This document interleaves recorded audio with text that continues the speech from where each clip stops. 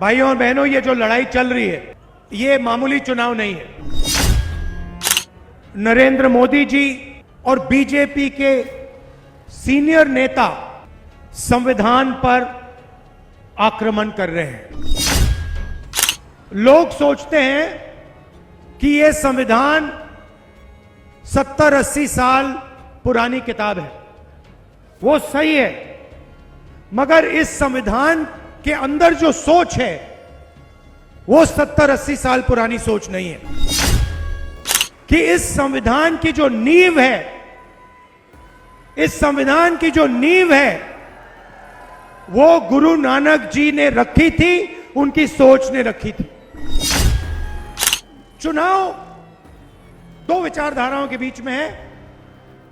एक तरफ नरेंद्र मोदी जी और बीजेपी के लोग जो इसको खत्म करना चाहते हैं, और दूसरी तरफ कांग्रेस पार्टी जो संविधान की रक्षा कर रही है।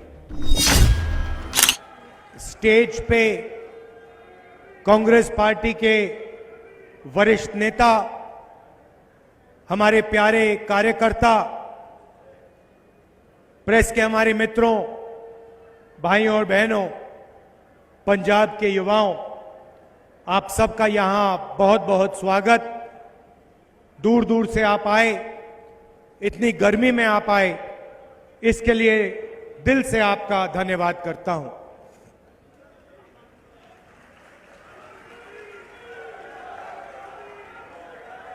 पंजाब का मूड कैसा है?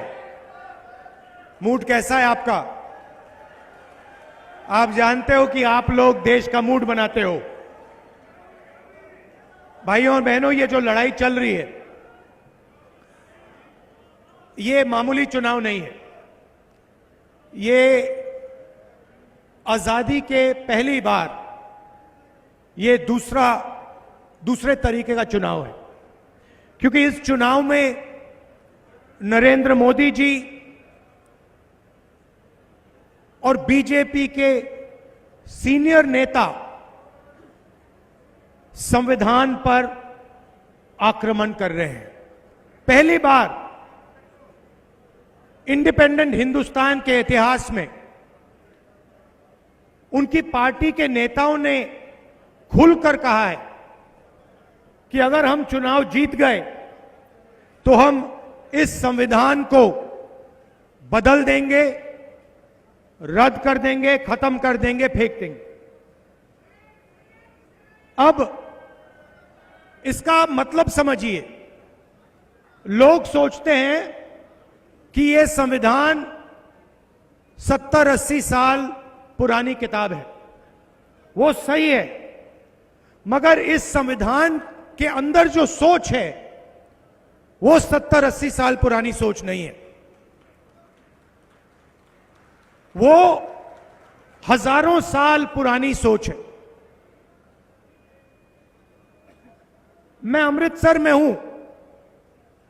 अगर आप गुरु नानक जी की सोच को देखें और समझें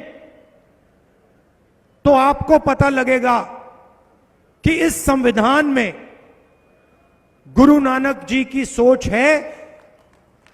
और मैं उससे आगे जाता हूं कि इस संविधान की जो नींव है, इस संविधान की जो नींव है वो गुरु नानक जी ने रखी थी, उनकी सोच ने रखी थी। और सिर्फ गुरु नानक जी ने नहीं, ऐसे हिंदुस्तान में अलग अलग महापुरुषों ने वही सोच देश के सामने रखी थी। चाहे वो बुद्धा हो, बुद्ध भगवान हो, नारायण गुरु जी हो, बसवना जी हो, इन सब की सोच इस किताब में है। और आज बीजेपी के लोग सामने आके कह रहे हैं कि हम गुरु नानक जी की सोच पर आक्रमण करेंगे और उसको हम खत्म कर देंगे। उस सोच का रिप्रेजेंटेशन मॉडर्न हिंदुस्तान में गुरु नानक जी की सोच का यही रिप्रेजेंटेशन है। गुरु नानक जी ने कहा था कि सब लोग समान हैं, सबकी इज्जत होनी चाहिए, सबका आदर होना चाहिए, सबके साथ मोहब्बत होनी चाहिए। यह कॉन्स्टिट्यूशन भी वही कहता है।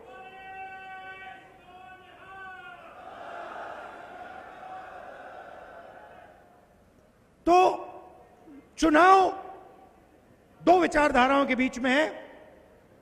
एक तरफ नरेंद्र मोदी जी और बीजेपी के लोग जो इसको खत्म करना चाहते हैं, और दूसरी तरफ कांग्रेस पार्टी जो संविधान की रक्षा कर रही है। कांग्रेस पार्टी देश की जनता के साथ, अंबेडकर जी के साथ ये कॉन्स्टिट्यूशन लाई थी। तो अगर बीजेपी इस पर आक्रमण कर रही है तो वो अंबेडकर जी की सोच पर भी आक्रमण कर रही है।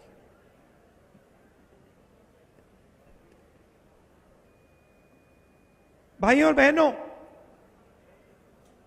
आप देश में किसानों की हालत जानते हो, और आप ये भी जानते हो कि पिछले 10 सालों में नरेंद्र मोदी जी ने हिंदुस्तान के किसानों के लिए, पंजाब के किसानों के लिए इतना सा भी नहीं किया। उल्टा आप पर आक्रमण किया। 3 काले कानून लाए, और जब पंजाब के किसान, हरियाणा के किसान, महाराष्ट्र के किसान, मध्य प्रदेश के किसान सड़क पर उतरे तो नरेंद्र मोदी जी ने उनको आतंकवादी कहा। यह बात हम कभी नहीं भूल सकते हैं। 16 लाख करोड़ रुपए उन्होंने 22 लोगों का कर्जा माफ किया, मगर पंजाब के किसान का, बाकी प्रदेशों के किसानों का 1 रुपया उन्होंने कर्जा माफ नहीं किया है। और खुलकर कहते हैं कि मैं किसानों का कर्जा माफ नहीं करूंगा क्योंकि इससे किसानों की आदत बिगड़ती है। मैं आपसे पूछना चाहता हूं, अदानी का कर्जा माफ होता है, 16 लाख करोड़ रुपए 22 लोगों का कर्जा माफ होता है, तो उनकी आदत नहीं बिगड़ती है, मगर पंजाब के किसान का कर्जा माफ होता है तो किसान की आदत बिगड़ती है। यह कैसी सोच है?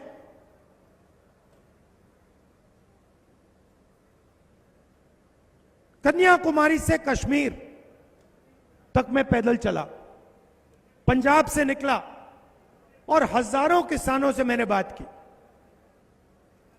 और किसानों ने सिर्फ 3 चीजें मुझे बोली जो आपके दिल में थी।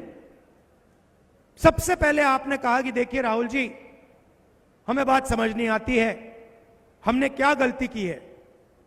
उनका कर्जा माफ हो जाता है, अदानी अंबानी के लिए कानून बनते हैं, मगर हमारा कर्जा कभी माफ नहीं होता। यह आपने पहली बात बोली।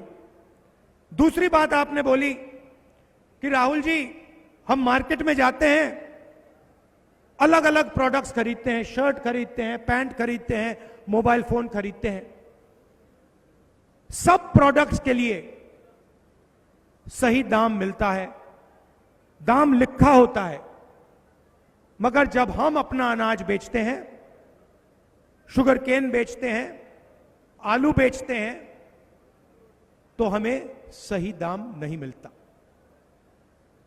और तीसरी बात आपने कही कि नरेंद्र मोदी जी बीमा योजना लाए हैं, इस योजना से 16 कंपनियों को फायदा होता है, हमारा नुकसान होता है, आंधी आती है, तूफान आता है, कंपनीज को हम फोन लगाते हैं, ईमेल भेजते हैं, कंपनी जवाब देती है कि हम आपको बीमा का पैसा नहीं दे सकते। ये 3 चीजें पंजाब के किसानों ने, बाकी देश के किसानों ने मुझे कही।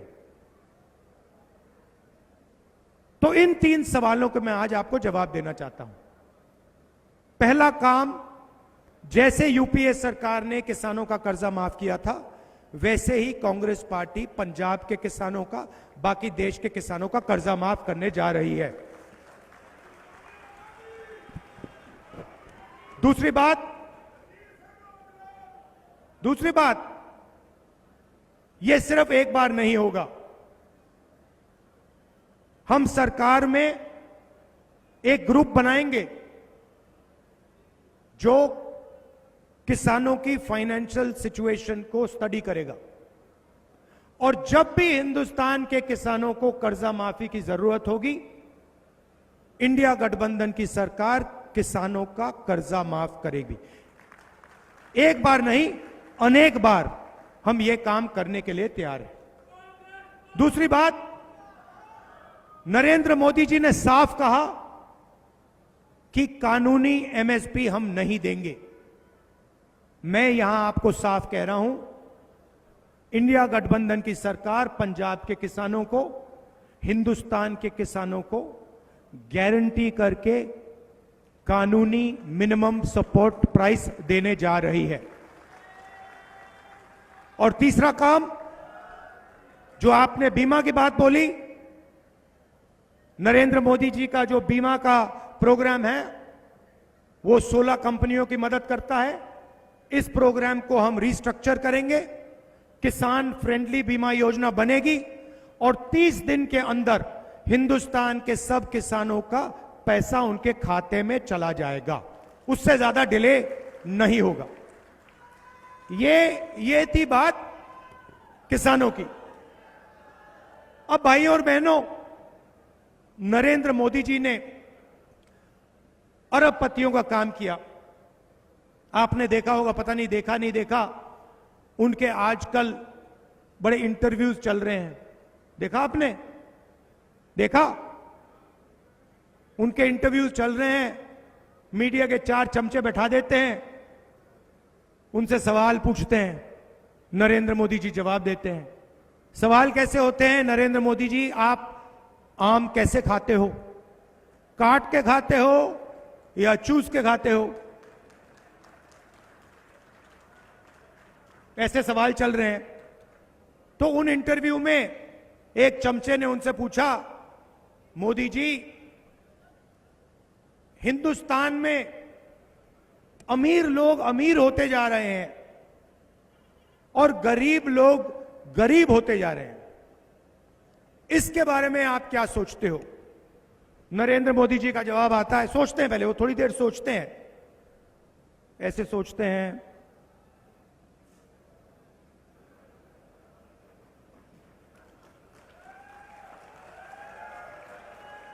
फिर कहते हैं, क्या चाहते हो कि मैं सबको गरीब बना दूं?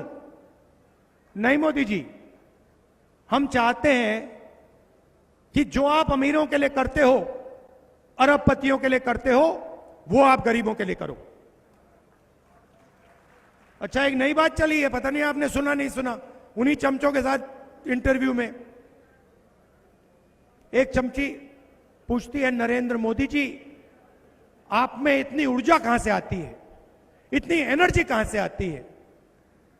नरेंद्र मोदी जी का जवाब आता है, मैं बायोलॉजिकल नहीं हूं, बायोलॉजिकल नहीं हूं, पता नहीं चीजें कैसे होती हैं, परमात्मा ने मुझे भेजा है और मैं बायोलॉजिकल नहीं हूं, मैं परमात्मा का काम करता हूं, मुझे परमात्मा ने मिशन पे भेजा है। मतलब हिंदुस्तान के बड़े से बड़े महापुरुषों ने यह बात नहीं बोली, मगर नरेंद्र मोदी जी को लगता है कि परमात्मा ने उनको चुना है, सिर्फ उनको। हम सब बायोलॉजिकल हैं, हिंदुस्तान के किसान, मजदूर, प्रेस रिपोर्टर, सब बायोलॉजिकल, मगर नरेंद्र मोदी बायोलॉजिकल नहीं। एक व्यक्ति को भेजा है, परमात्मा ने भेजा है। मैं सोच रहा था, नरेंद्र मोदी जी, ये फीलिंग आपको कब आती है? ये आपको 24 घंटे लगता है या सुबह ऐसा लगता है या शाम को लगता है। और ये जो आपको फीलिंग आई, ये नोटबंदी से पहले भी आई थी क्या? गलत जीएसटी लागू करने से पहले आई थी? ये मैं सवाल पूछ रहा हूं क्योंकि नरेंद्र मोदी के हाथ में परमाणु बम का स्विच है। खैर, बड़े इंटरव्यू चल रहे हैं, उसमें नरेंद्र मोदी जी टिप्पणी दे रहे हैं। शायद परमात्मा ने कहा है कि हिंदुस्तान के सारे इंफ्रास्ट्रक्चर को, एयरपोर्ट्स को, पोर्ट्स को अदानी को पकड़ा दो। मगर पिछले 10 साल उन्होंने यही किया है। तो अब हम उल्टा करने जा रहे हैं। उन्होंने 22 अरबपति बनाए, हम करोड़ों लाखपति बनाएंगे।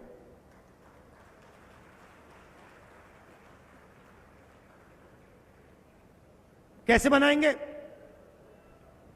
महालक्ष्मी योजना। हिंदुस्तान के सब गरीब लोगों की लिस्ट बनेगी, हर गरीब परिवार की लिस्ट बनेगी, पंजाब में, हरियाणा में, बाकी प्रदेशों में। और हर परिवार में से, हर गरीब परिवार में से एक महिला का नाम चुना जाएगा। करोड़ों महिलाओं के नाम आएंगे। 4 जून को इंडिया गठबंधन की सरकार चुनी जाएगी और हम काम शुरू कर देंगे।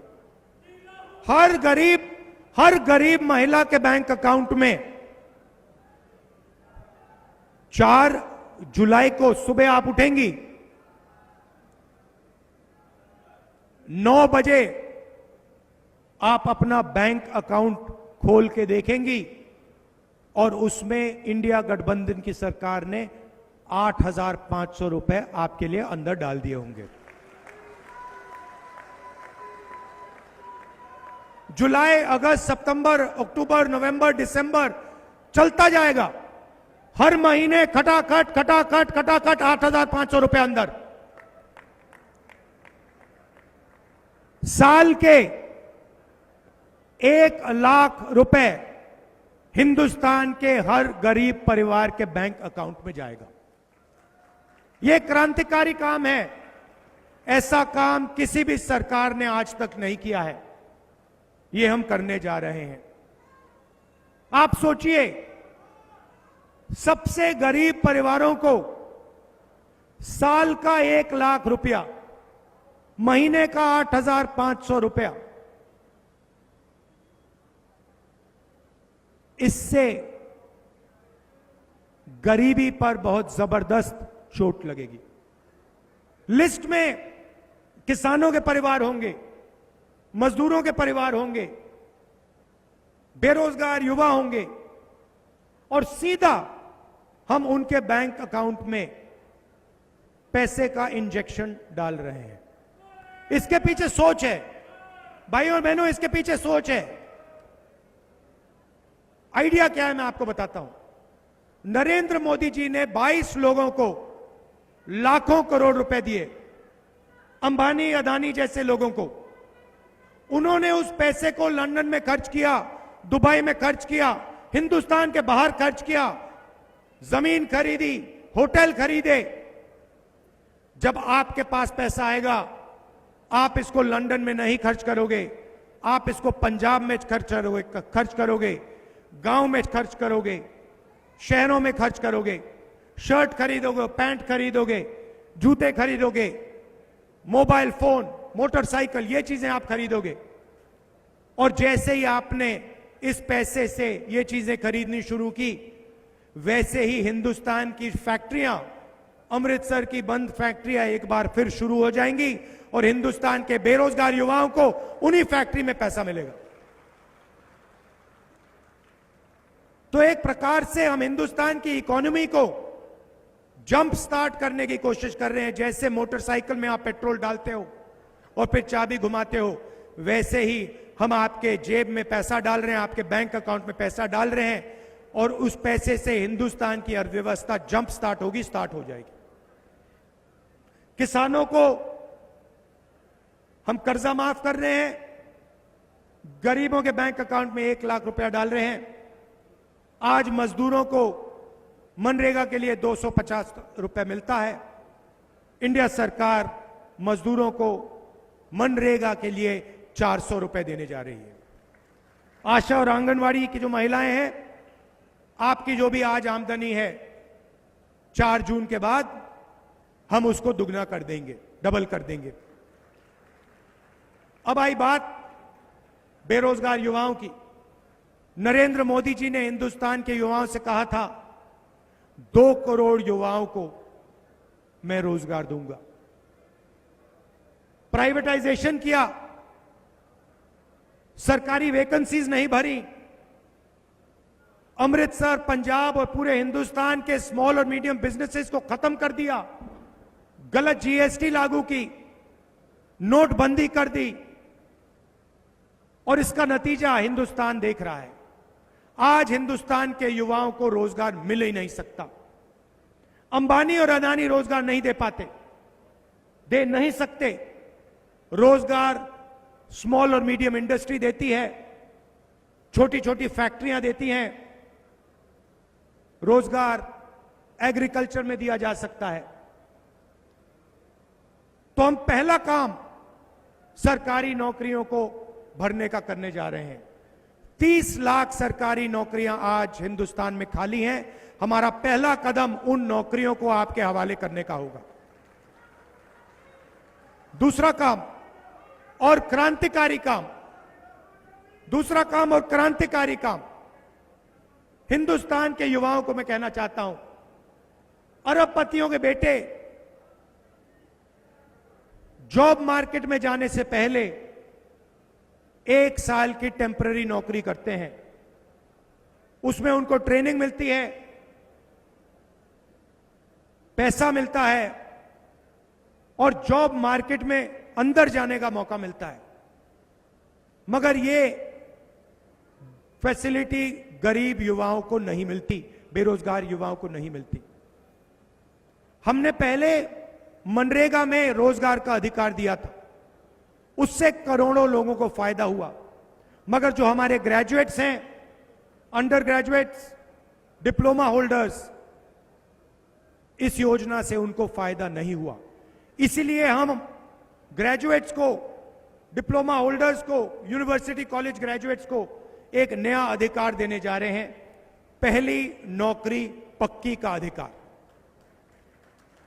प्राइवेट सेक्टर में, पब्लिक सेक्टर में, बीएचईएल, एचएएल, सरकारी अस्पतालों में, सरकारी कॉलेजेस, यूनिवर्सिटीज में, सरकारी ऑफिसेज में आपको 1 साल की नौकरी का अधिकार मिलेगा।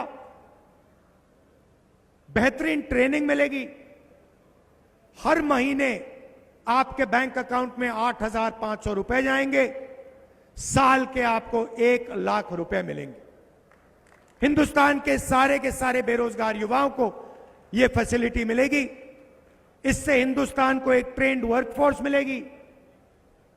बेरोजगार युवाओं के जेब में पैसा जाएगा, उनको एक्सपीरियंस मिलेगा और वही पैसा जो उनके जेब में जाएगा, जैसे महिलाओं का पैसा अर्थव्यवस्था को चालू करेगा, वैसे ही यह पैसा भी अर्थव्यवस्था को जंप स्टार्ट करेगा।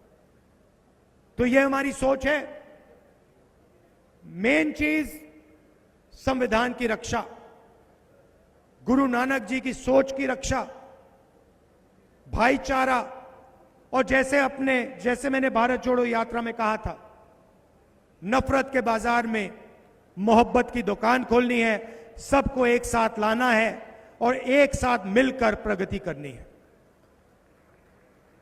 ये आपके लिए मेरा मैसेज है।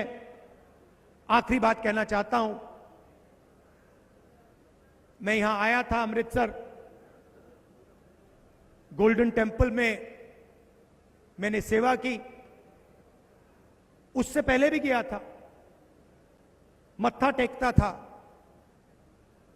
मगर सेवा नहीं की थी। जब मैंने सेवा की तो बिल्कुल दूसरे तरीके से मुझे बात समझ आई, इतनी शांति मिली। और थोड़ा सा जो आपका ये धर्म है, सुंदर धर्म है, इसके बारे में थोड़ा सा मुझे समझ आया। तो मैं आपसे कहना चाहता हूं